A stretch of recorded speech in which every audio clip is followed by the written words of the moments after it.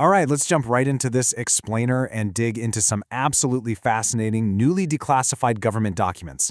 We're looking at a massive drop of files recently released by intelligence agencies like the CIA and the FBI. And honestly, right in the middle of this document dump is a totally captivating hidden gem. We're going to unpack a specific file that claims to expose a super weird piece of hidden World War II history, and then we'll stack that up against some surreal, modern-day footage caught by the U.S. military. So if you're ready to see what the government just pushed out into the public eye, let's get into it. Imagine digging through these files and finding a very specific historical claim, the existence of an alleged Nazi saucer hidden away in the Black Forest region of Austria. Crazy, right? But this isn't just some vague internet rumor. The source material lays out a highly detailed timeline and a direct eyewitness account given right to federal agents.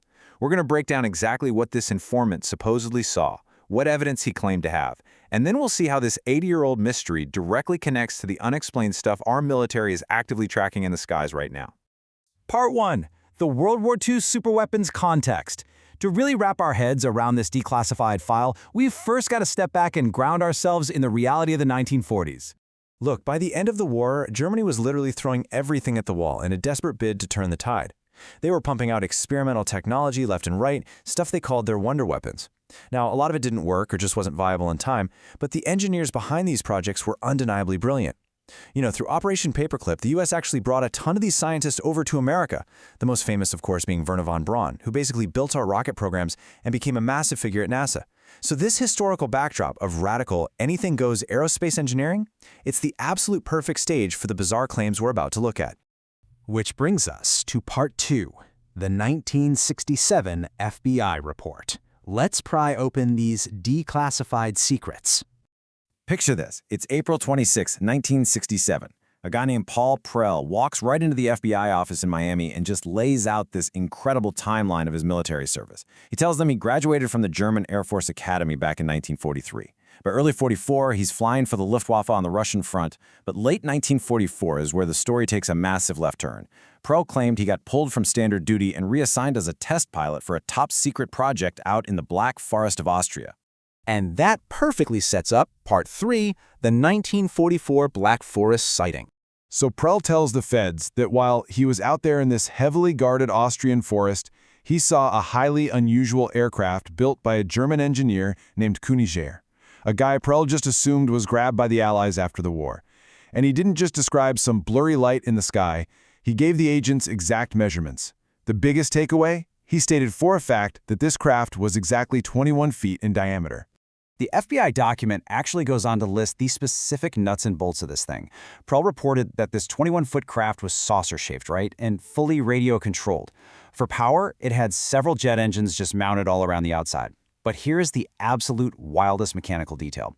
He claimed the entire exterior shell of the craft actually revolved around a central dome, and that center dome stayed completely still.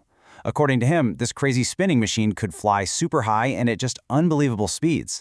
Now, here is where it gets super sketchy.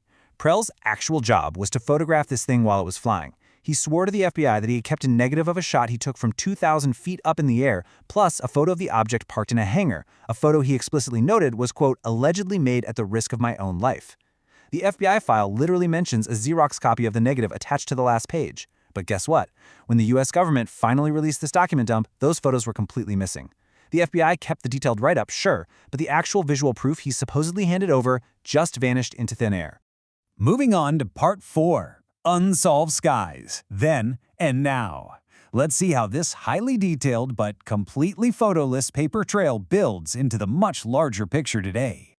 When you stack that historical claim against what's happening right now, the contrast is pretty wild. On the left side, the 1967 FBI file is basically a single eyewitness, missing photographs, and what amounts to archival hearsay. It's fascinating, but it's just a story on paper. But jump over to the right side, modern UAP encounters. We are trading missing old photos for concrete, surreal, digital video captured by the best military platforms in the world. We're talking multi-sensor tracking and active ongoing data collection.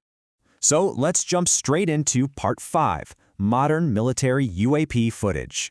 Because these recently declassified files also included a bunch of modern footage from AARO, that's the military office actively tracking these anomalies.